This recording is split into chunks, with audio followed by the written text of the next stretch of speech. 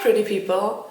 Welcome back to my channel. My name is Anna and I like to talk about books. Today I am going to show you all the books I have read in March and what is on my TBR for April. So let's just start right away. The first book that I have read in March, I've actually read in February and just finished at the beginning of March, and that would be She Who Became the Sun. I've already talked about this quite a bit in one of my vlogs, so I'm not going to tell you too much about it, but what was this about? This was basically about a woman, or we're starting out with a young girl in China around the 1500s, and she lives on a farm, or like farmland, far away from a city, and her father and brother are killed in a robbery, and she actually lives, she survives this, and has to, well, move forward with her life. A fortune teller had told her father and her brother and her that her brother was destined for greatness and that she was destined for nothingness. And so, her being the only survivor of her family, she decides that she will grab her brother's fortune and that she will now become him. And so she travels to the next city and she gets into a monastery as her brother, like she takes on his identity.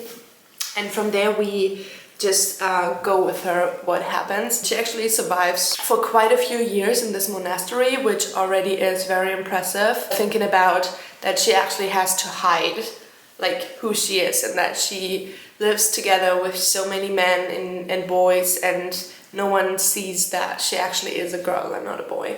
Well, and because of the rebellion going on in the country, the monastery as her safe space gets destroyed and she has to move on, and she actually joins the rebellion, and you then kind of see her life unfold, and a lot of things happen that you would not really have expected. As I've already said about this book in a different video, the characters get a lot more morally grey the further you go on in the book. Like, you kind of, there's a lot of foreshadowing that our main character will do what it takes to survive right at the beginning. Like, there's a lot of foreshadowing for this, but then it goes on to not just surviving, but ambition and power and more. And you just would not have, well, maybe you would suspect it when you read the book right in the beginning, but I kind of denied myself that she really is this morally grey. I wanted to see the hero main character in her, but the further it progressed, the more it got clear that no, she's not. This was 4 out of 5 stars for me. I really recommend. So yeah. The next book I've read in March was The Animal Farm by George Orwell. I cannot believe that I have not read this yet. Normally this is, I think, for my generation a mandatory reading in school, but I did not have to read it in school, and so I never picked it up. Well, I finally did. It's also very, very short, so it was instant gratification for finishing a book. And I just have to say, this is definitely a 5-star piece. Everyone should have read this. This is so impactful, I think. A lot of the times when we talk about politics, it's so complicated. There's so many things you have to, I don't know, bring into view when you're living in the country of the politics being discussed. It's a lot more difficult right away. So I think it's very helpful to just take what's happening, put it on animals, and like simplify it a bit to show how manipulative some things are, and just to show schemes and systems that are by design made for oppression. This should be a mandatory read for everyone. So if you haven't read it yet, go read The Animal Farm. It's really just over 100 pages. Very quick read. The next book I read in March was Legends and Lattes. I've heard so much about this, especially here on BookTube as well, and everyone was just saying this is the cozy fantasy book of the year. I actually like this book a lot. I thought it would be a bit more cozy. I think it was still kind of a lot action fantasy in here. But I still enjoyed this. This was very cute to just cozy up with a blanket. Obviously, a warm drink. I don't really drink coffee, so I made myself a chai tea latte, which I really love too. And so I just cozied up with a fluffy blanket and my chai tea latte, and I read through this in like a few hours. I really enjoyed this. I've just never pictured an ogre running a coffee shop. But yeah, to quickly summarize what this is about an ogre, and she has done her fair share of killing and fighting and being a bounty hunter, and she's done with it. She has a backache and she thinks that she's just over it. She doesn't want to do it anymore. She doesn't want to kill anymore, she doesn't want to fight anymore, she doesn't want to run anymore. And so she's saved up quite a bit of money, and she goes and opens a coffee shop without any experience, without any help in the beginning. And then from there on, a lot of people find their way into her life, and yeah, we see her build her own business and kind of see a family come together, which not a family in the traditional sense, but found family trope. So yeah, this is a recommendation from me. I have read The London Xeons Society. This was pretty basic 3 stars. It wasn't bad, but it wasn't good either.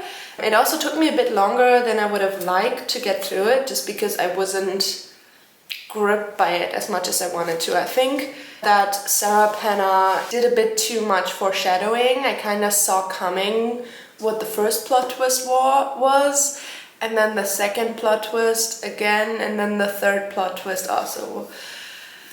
Yeah, I don't know. It wasn't too good for me personally. If you've read this, I would love to hear your opinion about it.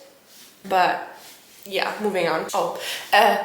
Well, 1 second to say what this is about. This is about our main character Lena traveling to Paris to study the art of seances, to conjure ghosts and communicate with ghosts from a very famous medium that is currently living in Paris. Lena is from London, and she does that because her sister was murdered a few months ago, and the police have not found the murderer yet. She wants to find out the truth, what happened to her sister.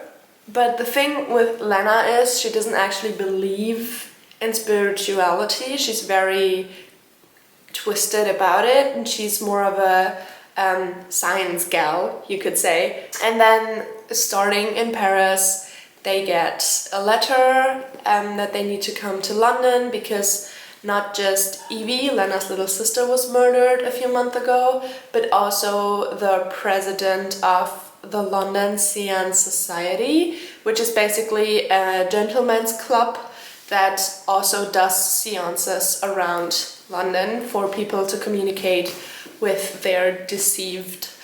But there has been going around rumors about this gentleman's club that are not very good for their business.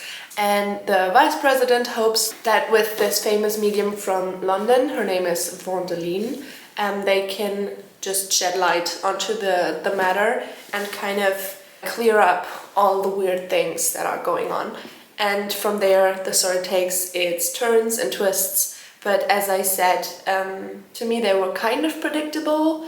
So yeah, it wasn't bad, but it wasn't awesome either. And then, last but not least, I have read The Journey to the Center of the Earth by Jules Verne. Well, let's say I didn't read it in the physical sense, I listened to it as an audiobook. I really enjoyed it. I just listened to it on the go throughout the month, and I've read that book when I was a child, like quite a few years ago, but I didn't remember too much of it, and so it was really nice to listen to the audiobook again, which also once again showed me how drastically different they adapted this book into a movie. But I guess that's just normal, right? Like what book actually has a good movie adaptation? Actually, tell me your favorite movie adaptation for a book. Either because it made it so much its own that it's good again, or a movie adaptation that is actually just so close to the book that you just love watching it. I would love to know. Tell me in the comments. And then let's move on to my April TBR. Actually, my April TBR is what I said last month my March TBR would be. I did not read one of the 2 books. I had 2 books on my March TBR and I did not read them. Instead, I read 5 other books, but not the books I wanted to read. So, if you've watched my video last month, you know what I'm talking about. This is my April TBR. But the thing is, with my April TBR, I don't know if you can see it when I hold them like this, but they're chunky books, like really chunky. So, The Priory of the Orange Tree I have read 2 years ago, and A Day of Fallen Night is its sequel, and that just came out at the 28th of February. And I actually wanted to read it right away when it came out, but I did not because I got gripped and strung up by big book fear. Instead, I read a lot of smaller books, but not the books I actually wanted to read.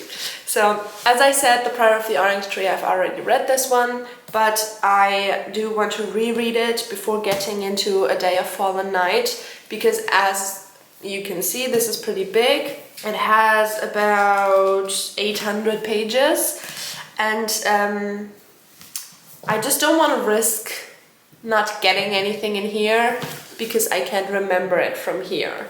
So yeah, I definitely want to reread The Priory of the Orange Tree and then read A Day of Fallen Night next.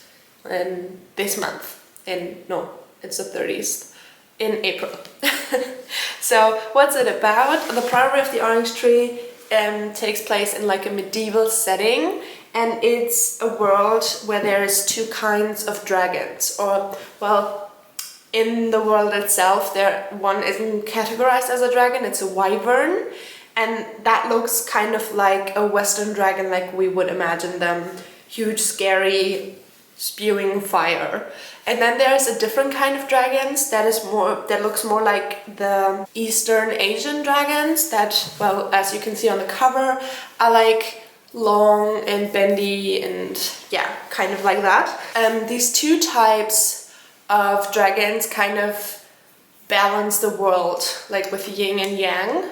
I thought this concept was extremely well thought out and brought to the page when I read The Priory of the Orange Tree for the first time. We also, when we have dragons, we also get magic.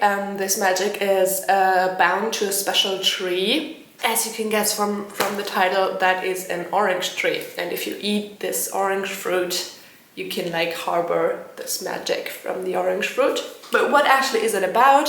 Well, it's about this kingdom and no. You know what? I don't think I can summarize The Priory of the Orange Tree. It's a very complicated political fantasy. If that is something you're interested in, political fantasies with a lot of names, a lot of different character POVs, and just an overall a bit more of a complicated plot, this is definitely something you should read. I know it's thick, I know it's scary, but it's good. This was a very clear 5-star read for me, and I am hoping that A Day of Fallen Night also will be exactly that. I don't know pretty much anything about A Day of Fallen Night, I just know it's the sequel to the first book, and I've loved the first book so much that I am pretty sure this one's gonna be good. The only thing that's like really annoying to me, like Bloomsbury, why did you do this? These are both the UK paperbacks. These are both the UK paperbacks, and still we have a freaking height difference. Why do publishers do that? Thank you so much for watching. I truly appreciate everybody who's here with me. And again, if you're not already, consider subscribing, give this video a like, and if you stay till the end of this video, leave me a yellow heart in the comments, and yes, tell me about your favorite movie adaptation. Bye!